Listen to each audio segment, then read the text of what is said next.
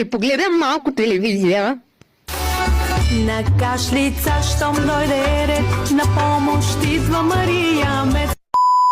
Честит 3 март на всички българи! Гранушки, защо днес е толкова важен ден за българите? Как така не знаеш, бе? Днес е националният празник на България! Освобождението ма! Боже! Безобразие! За да уважиш българските традиции, той е инглиш-минглиш, ще трябва да го позабравиш за малко. Ох, това ще бъде трудно. A few moments later. Малко закъснях да ти дам мартиницата за 1 март, обаче все още не е късно да отидеш някъде да се обесиш с нея. И бабо, до година да не забравяш, защото иначе...